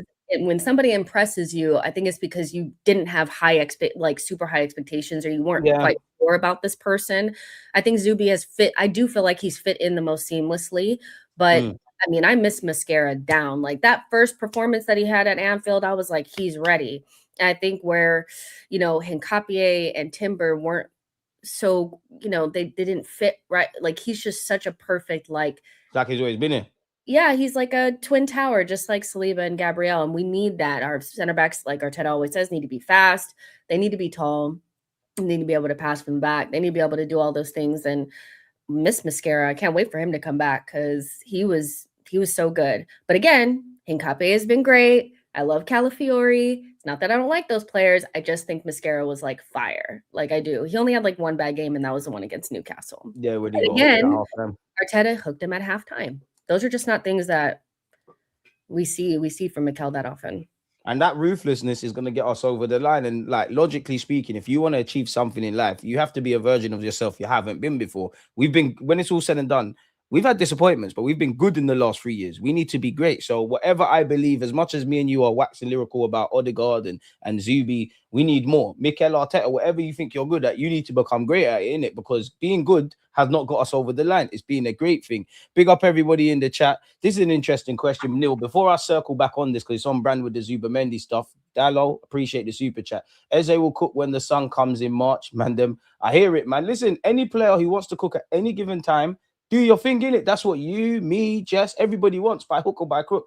I don't really care about individuals this season. I just want my silverware. If we win the league and I don't know, I don't know how it's going to happen, but Gyökeres is in shouts for golden boots. Eze and Odegaard are chasing the assist record. We're getting all the clean sheets. Great. But if we win the league and Kai's got single digits, Gyökeres has got single digits, Saka's got whatever, and we do this, I don't give a flying fuck, I'll be honest, man, but love for that. Do you agree with this? Because this is a good question, actually. Do you agree there's no settled six in our squad? All our midfield do midfielder things. I think it's Zubimendi, but I get where I think he's saying in the game state, you know, Zubi might be further forward or whatever, but where are you with that? I think it's fluid. I think that, you know, you'll see Declan Rice in those deeper positions. You'll see Odegaard in those deeper positions. I think everybody in our midfield needs to be comfortable in advanced positions and in deeper positions. So, and I think that, like, they have that, you know. But Zubimendi is definitely the six. But they're all comfortable doing midfielder things. So let me ask you this. Do you think Zubimendi, we could get more out of him in the final third? I know he's getting goals, but can we get more of him in that? And I only ask that because could that get more out of our strikers, whether it is Kai or Gyökeres, whoever the hell's up there? Yeah, I think so. I think, you know, Zubi, something that I don't feel like we've fully unlocked yet is his passing in and around the box yet. And I feel like he's making late man runs. And if he can just, you know, he maybe just keep being at the right place at the right time, we can. Because he does pop up in good positions. He does take quite a few shots, you know. So Zubimendi has those capabilities. So and them little flicks in the box as well that haven't quite gone in, man. But he loves that little nasty flick that he did against, I don't know who that was, but it was like the little flick behind the back. I was like, is this Burke? Couple times this season. What's going on? You know. Oh, but I do have a question for you though. Go ahead. If Rice is out for longer, who, like, I know it probably will end up with Marino, but would you like to see Arteta do something else? Because, you know, Marino has that thing that I don't begrudge him because it's not really his fault, but he's really easy to get by against like these more physical, athletic midfields. Would you prefer Arteta to do something different in that midfield? Is that a way to bring Eze back into the fold? Like, what is your thoughts on that? Because he was getting ate up against Aston Villa in that first half. He was getting ate up. It's a weird one, yeah. And see, with Marino in midfield, it's one where I try to be even more fair than I can be because my bias is I don't like Marino in midfield. I think he's too slow. But to be fair with him, we have pulled some results when he's been in that midfield. I think he's Marino's cool in midfield when it's them chess matches, when the tempo ain't really that. Like when we played Real Madrid, there's not really a tempo like that. As much as we're excited about Arsenal, Real Madrid, it's just a football game. Like you're getting into the cute half spaces. You see, when it's them end-to-end things, I think he's in trouble. You indirectly touched on it, yeah. The Wenger baby in me wants to say, you know what, if Rice isn't here, because as much as I don't want to accept that, Zubimendi, you kind of be the lone six. Eze, Odegaard, you lot just rotate eights, figure it out. If that's not the case, and I'm not saying it's pretty, but in terms of getting over the line, Mr. Kai Havertz got to go in that left eight, innit? I know there's the Norgard thing. Me and you have spoken how much I want a midfielder. I don't know how fit he is. I think I'm leaning towards Kai in that left eight, man. I have to. You've got the legs in it. You've got the legs. You've got the intelligence. You are going to muck in. When you accept Kai for what he is, I think we can just box smart and get out of there, man. Like, I think we can get out of there, just. I don't know, though, man. What would you do? Because I don't think he's not going to go Norgard, innit? I don't think you're going to move Zubi to the left and say, Zubi, you do the right stuff. Norgard, you regulate. I think that's how he gets Kai in. I think that's how you get your Kai, your Odegaard, because he loves them. I don't know, man. I think you need to be reminded of how poor Havertz is at left eight. It's a serviceable option. To me, it's a serviceable option, but I don't necessarily feel like it works that well. I think I'd prefer to see Eze in there, to be honest. But he ain't gonna do that though, man, because we just been speaking about Eze off the ball. In midfield, he ain't gonna trust you. That's why I don't think Wanyeri gets a look in. That's where I don't think Miles Lewis Skelly. I want to make clear, and the chat's even drawing me out. Yeah, I'm not saying I want this, but Jess asked me a question. I don't want to sit here and lie to you. As Jess said there, articulated it way more than I could. I guess what I was alluding to is the man's serviceable. I don't want to see it on a consistent basis. If Rice is injured, you are going to have to use Marino in midfield. Like, if there's 3 games in 10 days, there's going to be a game. Marino has to play in there. If it's an end-to-end 12:30 kickoff, I am going to go Kai. I'm not expecting... It's not nice, but I think Kai can do it. You might even see a better Gyökeres from that. I don't think there's a solution. Jess, I'm scared if that's the thing, you know. Listen, here's my thing, where I'll give Arteta some... In his mind, I do think it would be kind of insane not to go with the player that has a connection or a partnership that has been tried and true and tested at club and international level. Yeah. I think it would be very strange not to go with Marino in the circumstances. He trusts Marino. I don't have to trust him. He trusts him. I might not like it, but he trusts him. And Marino is higher on the pecking order in his mind than he is in our minds. Arteta, like Mikel is next man up. Mikel Marino is next man up for him. So I think, of course, he's going to use Marino. But would I like to see something else? Probably. I just know I'm not going to. So it's just about like, we're not going to have to play too many Aston Villa, Chelsea, Newcastles. So, but... We might see it against Liverpool, let alone Bournemouth. Yeah, but he was getting ate the fuck up.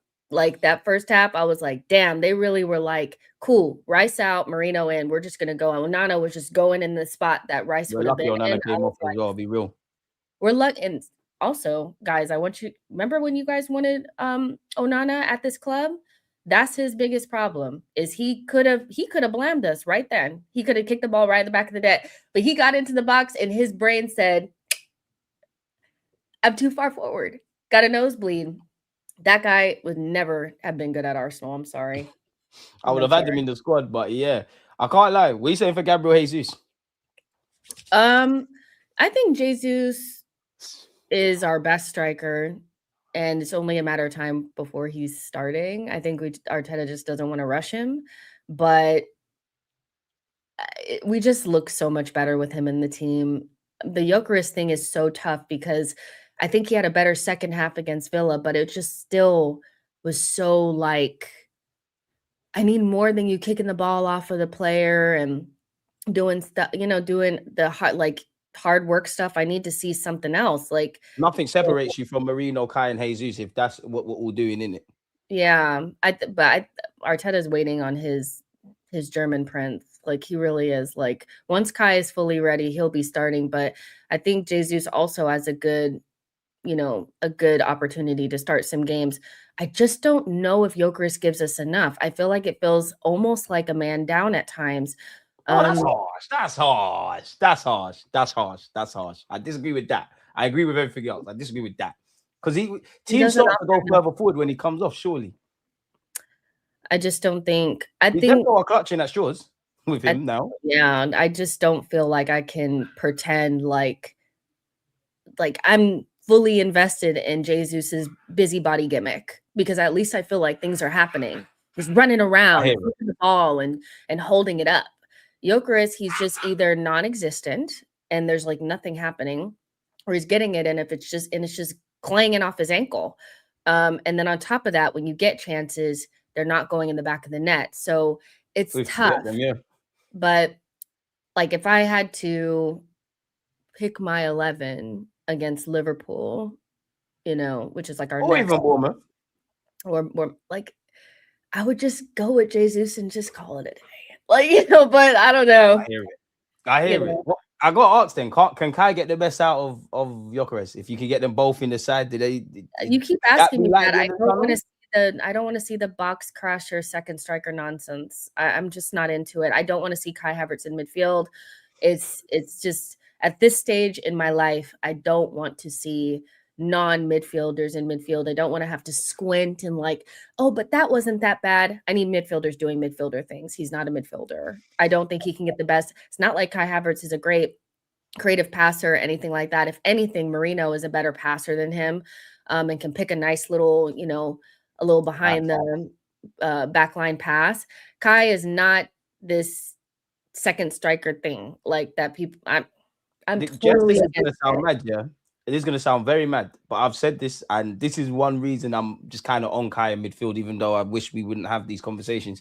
Your best strengths are off the ball. It sounds so mad. I know it's football, it's what you do on the ball, but you do make good movement. You do press well. You are intelligent. There's a reason Arteta likes you and Nagelsmann, these kind of new age managers like you. But then I'm with you in that I don't want to see it, but I guess just Kai, you look a bit more physical in it. Marino, when it's a chess match, that's your bag. Other than that, you're slow, you're cumbersome, you can get overran, you are in issues. Diallo, I really don't want to read this out, but you sent me a super chat. Have we discussed the Swedish bodybuilder yet? We are doing that. There's more of an overlap between Eze and Marino. Watch. I hear it. And I'm with Jess.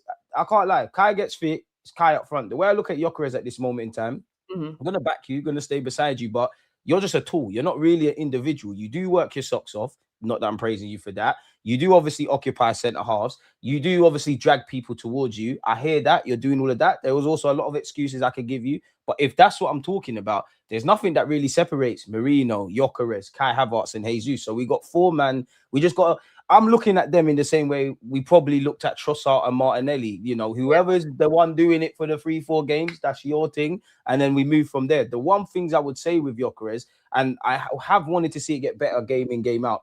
I think you're I don't know if it's the fact that you're playing in England now or whatever.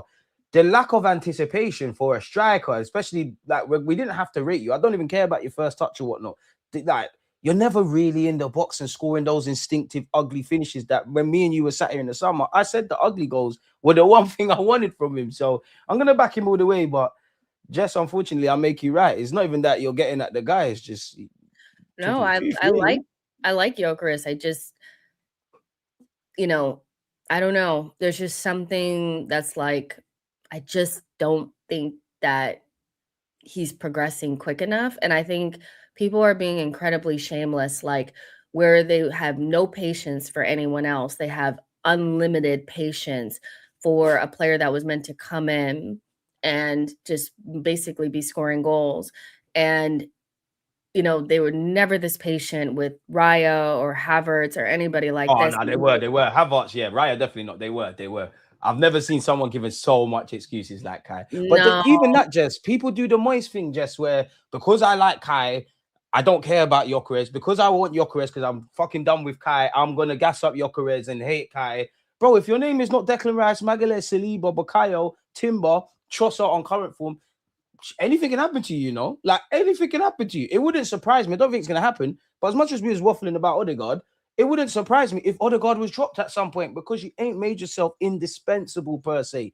I just think I think Arsenal fans just are moist. I'll be so honest with you. We've had the Eze Odegaard, we've had the Kai, all of this stuff. There was the weird little Benjamin White Timber thing. And even that, bringing Saka into this year, The new one is Saka's mad greedy. He's not busting Gyökeres. You lot are moist, man. It's Yeah, moist. I don't. With Saka, I think he's used to being the main guy, and the team is still treating him like the main guy. And I wonder if they're not like feeding Gyökeres because maybe I don't want to say that they don't trust him, but maybe there's just like a little thing. The ball is still going to Saka, and he's trying to force it. There's no synergy between Other man are Gyökeres finding and a way to score anyone. as well. Yeah, I think the only player that consistently finds Gyökeres, or at least tries to, is Trossard. And even when he gives him the ball, he slow roller to the goalkeeper. Like, I don't really understand, like, I don't really get it, you know? So I just feel like we need a cohesive front three. And right now, you know, the more cohesive front threes are like, you know, Trossard, Saka, Kai Havertz. We know that works. And we know Jesus, Martinelli, and Saka works. What works with Gyökeres? What Do you think it's a culture shock? works? Sorry to cut you, like, because I only asked that because like we ain't played with a traditional striker for a hot minute, innit? Like, do you think it's a culture shock type of thing? And that's where the Marinos, not that he's played, but the Marinos, the Kais, the Gabriel Jesuses, everyone, they kind of got a bit more about them. Gyökeres is a bit more of a traditional striker. Is it a culture shock for Gyökeres and Saka? And actually, do you think Saka's actually greedy as well? I mean, yes, I think Saka is being greedy, and maybe he can find Gyökeres, but I've seen him try to find Gyökeres, and Gyökeres was not there. Wolves comes to mind. Yeah, I feel like people are lying on Saka's name. I'm like, he gives the ball to Gyökeres or tries to cross it. He's never in the right place. But then, you know, there's whatever game it was where maybe it was the Brighton game or Crystal Palace, one of those, but Martinelli comes on and he makes a run and he kicked it over, but I haven't even seen Gyökeres get into that spot. Saka kicks it across, and Martinelli, he should finish, but he's in a position that I don't ever see Gyökeres in. So maybe he doesn't understand his teammates, but I feel like where Odegaard was being blamed for Gyökeres before we even really kicked the ball. Oh, Odegaard's not getting the ball. You know, and then we went through all this time where nobody wanted to blame anybody, and it was just, he just needs time. He just needs time. Now Saka's being blamed. At some stage, it just needs to be, it ain't working out, and we don't need to blame anybody.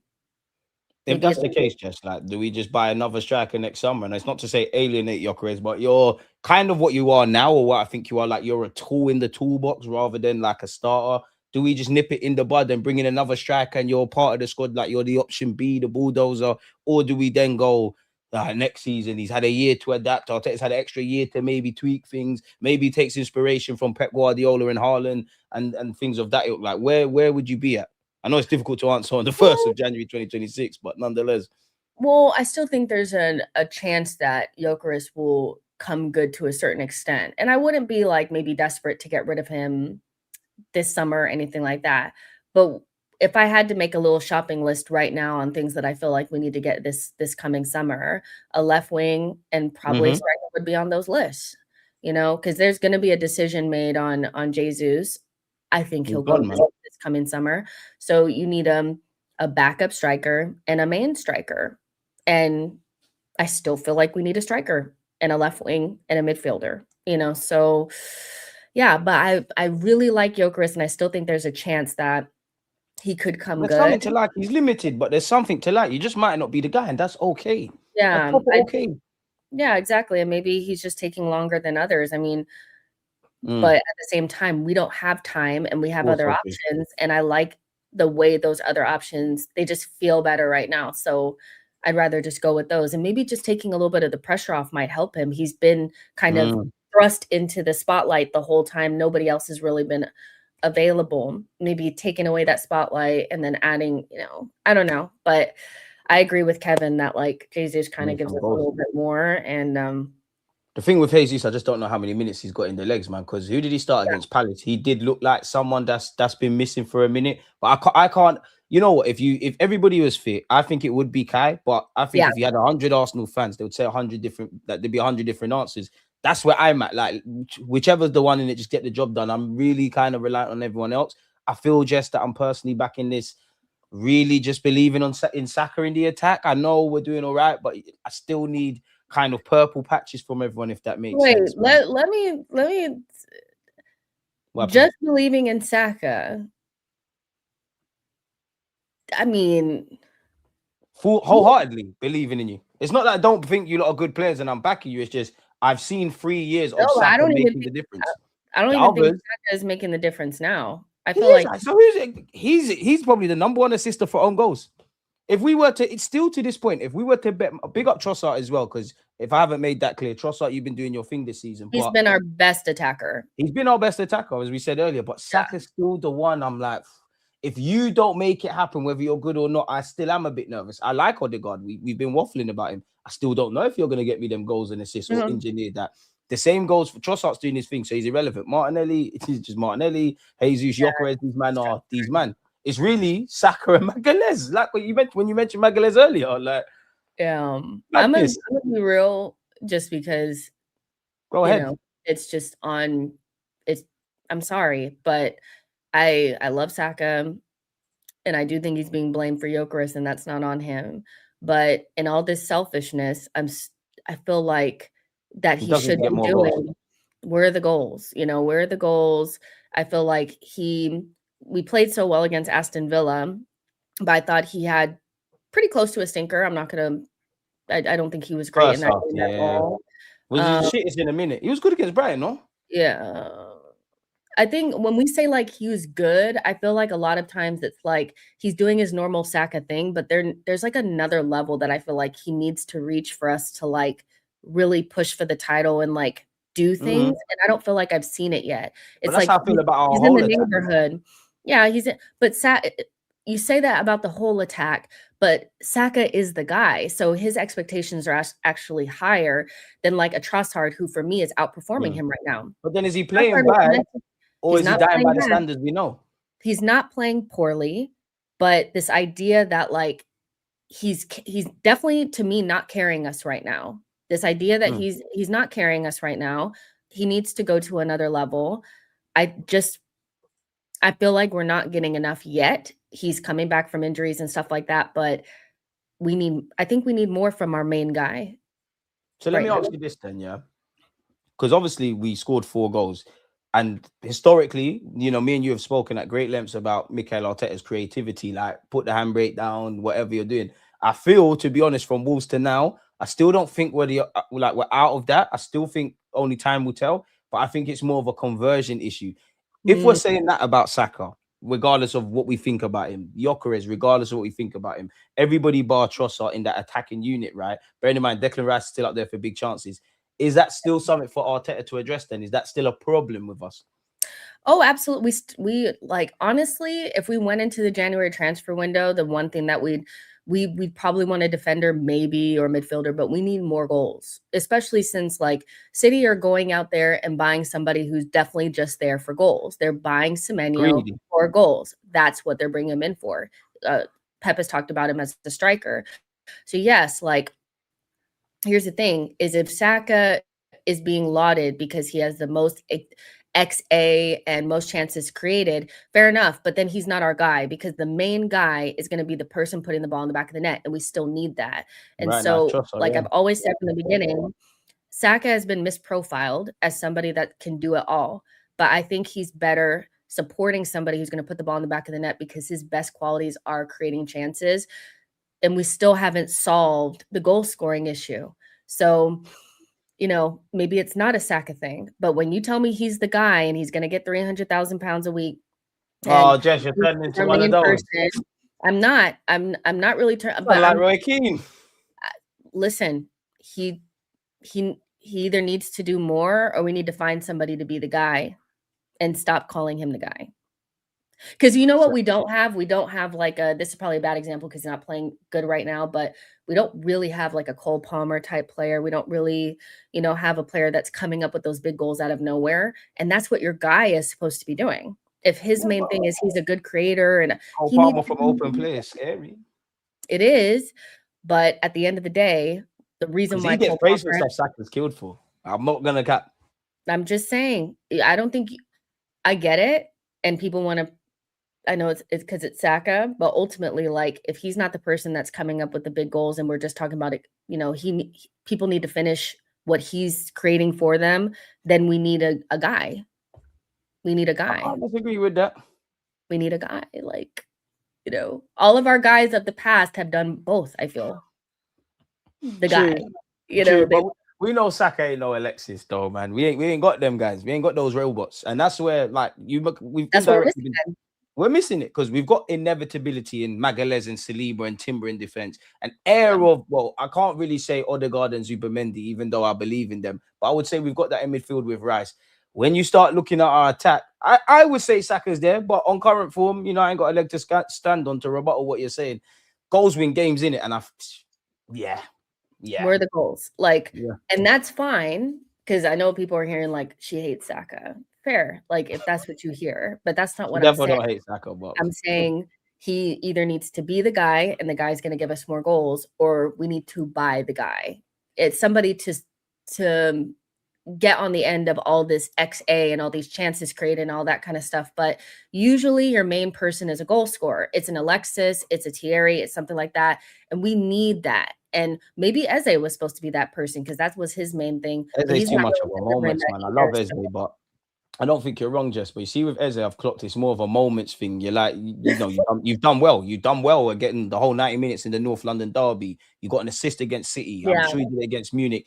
It's more of, I need more in it. And maybe that's your thing, Eze. Maybe you're going to be indifferent for 90 minutes, but you're one of, because there has been good players like that. But we know if you, 2 chances, je ne sais quoi were gone, and the other ones are robots. And I have to say that because Ash is saying the guy doesn't have to be a goal scorer, KDB. I know you didn't just say that because Kevin De Bruyne used to bang goals. Like he scored the goal against us. Yeah, like did he not score the goal away from home against Real Madrid in the semifinals of the Champions League to lead them to the final? Like this is what I'm saying. It's like I get that we have like this staunch defensive Saka, but what I'm actually saying is if he's not the guy that's going to score the goals, which is usually what means that you're the guy, like Ozil had a guy with him, which was Alexis. We need to find that person because Saka's been misprofiled.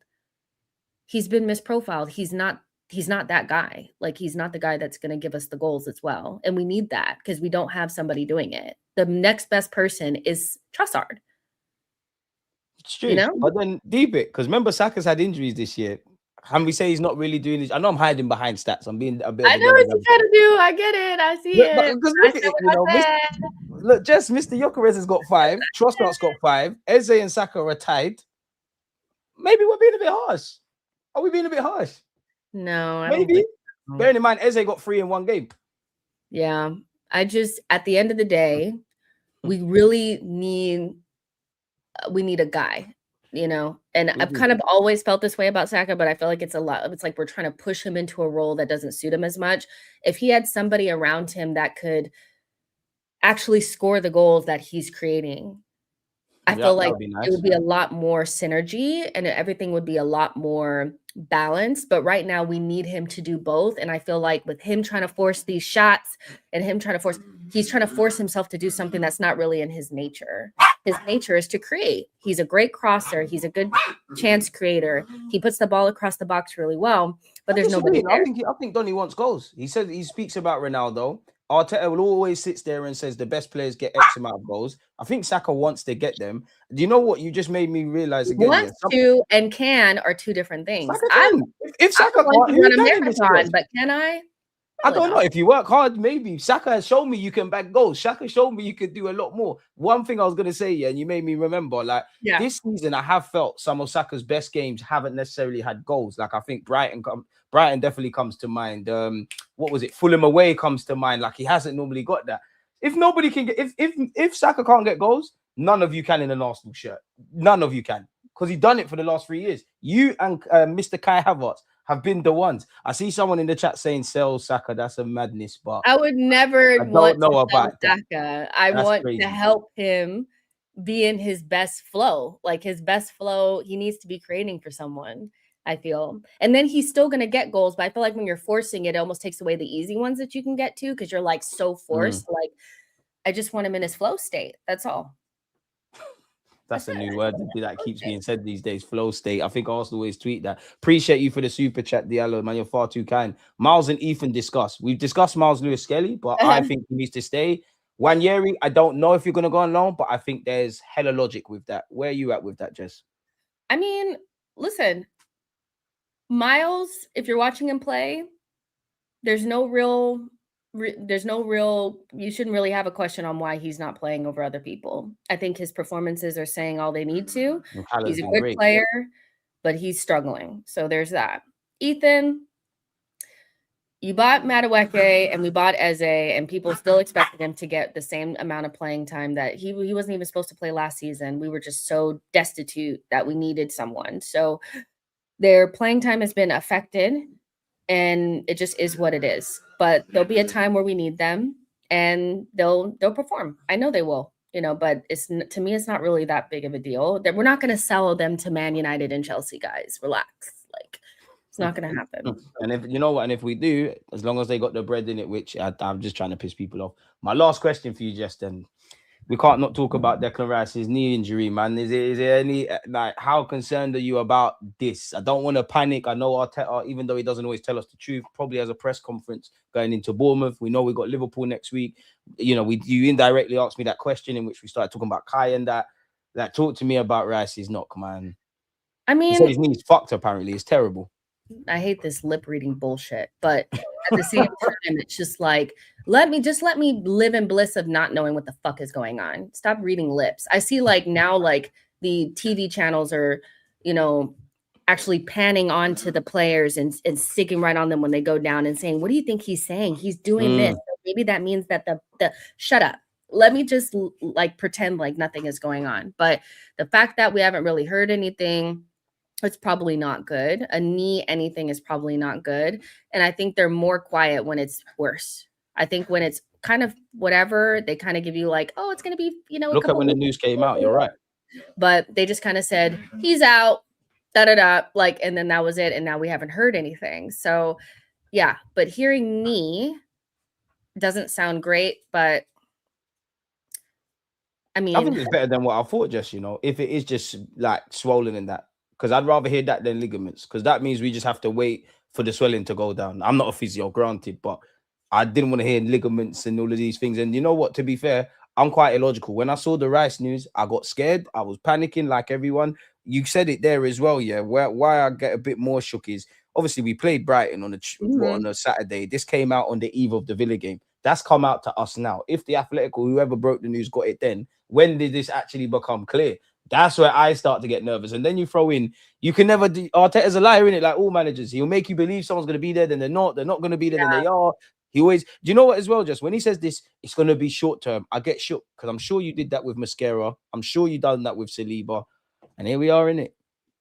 Yeah, it's after Tomiyasu, I'm traumatized by timelines and Arteta saying blah, blah, blah. So I'm just going to hope for the best that it's not going to keep him out too long. But ultimately, we just have to keep going. There's nothing we can do.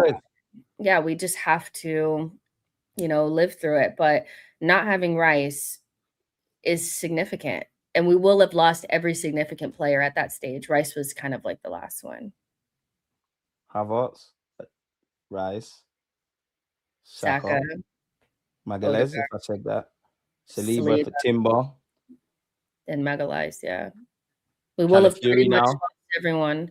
The only other player, yeah. So it's you will have lost everyone. That's a significant player that we know plays a big role in this team. So it's just long.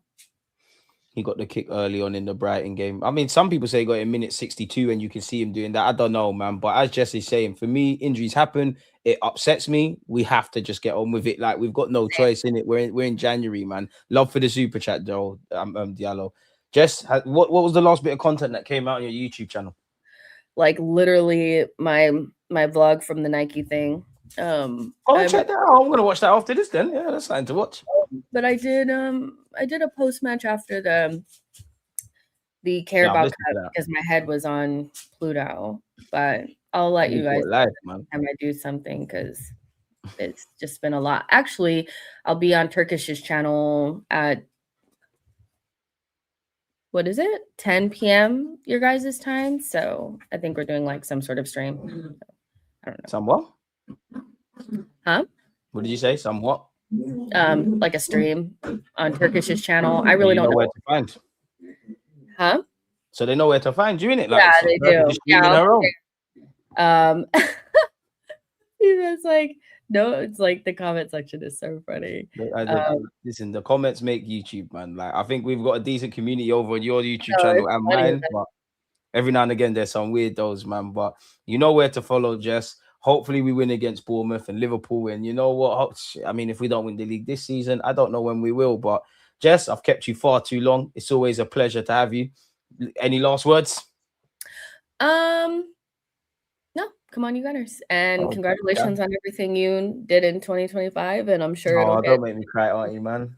I know. I was like, "Aw, he's doing so many things. Like, it's just so cool." Do you know what? It's scary though, man, because I feel like a footballer. It's like, okay, like now the pressure's on. Like, we got to prove it's not a fluke. Like, there's a lot of eyes now. It's like, oh, like this must be how Saka felt when you're actually outside the Emirates. I'm like, oh, I'm a bit nervous. Yeah, but now like you're in the mix. Like, you'll just start getting more stuff. Like, it's only a matter of time when you're on Saturday Social and the overlap and all that kind of stuff. Because you haven't been on the overlap yet, have you? No, and the overlap. I think I'm a bit too opinionated. You want people that are gonna get a bit scared. That's what they want. I feel like that's what they want. No, they want shook cutes, man. They want shook cutes, man. They want people that are gonna freeze, man. They want people that are gonna freeze. Eventually, you'll get on those things, like for sure. They need. You're making me uncomfortable, Jess, man. You to represent us. Say that again? I'm happy for you to represent us because sometimes I'm like. Yeah, because they just want the little pussy holes that are scared, man. Respectfully to them, like respectfully. And I get it. If you ain't got that in you, you ain't got that in you. It's like, oh, I'm just gonna agree because I want to be here again. Like, no. And it's not even that you have to disagree for disagree's sake, innit? It's just when people are talking nonsense. Because one thing that jars me, Jess, is fake narratives, isn't it? Like fake narratives. Yeah. If there's a narrative surrounding our football club or anyone's, yeah, but well, I'll hold it. But if you're saying something that ain't making sense, I'm on like arguing, innit? And one thing I think I'm starting to feel like Gyökeres, for example, it's almost like here, this is a safe space. We're a family here and whatnot. Yeah, like I could be honest about Gyökeres. Over there, he's the best thing since sliced bread. I can't lie, like because it's just the pylons and the pylons and the pylons. But I don't know, man. Yeah, but yeah, like 2026, like you're 30 now. You're gonna be doing big things. You're not going out on New Year's anymore. You're in your grandpa era. Let's go. I love it. And on that note, we're getting out of here. I'm gonna go cry, man, because she keeps reminding me of my age, people. But obviously, Jess is a good sport. Big her up, support her, everything she does. Follow her TikToks. You know, obviously she talks about Arsenal. It's in the name, but she does a lot of other bits and pieces. She mentioned Nike. She did a great. You went to Wales the other day as well. Did something with EFL. I hope there's a vlog to come out at some point with that. So yeah, man, 2026 is gonna be great for everyone, man. But yeah, man, Jess got things to do with her day. We're delaying her, people. It's Artie, we love you. Chat, I love you. Everybody, we're out, man. Any other last words? A proper outro? No, that's it. Bye, guys. People, we're gone. Safe. Bye.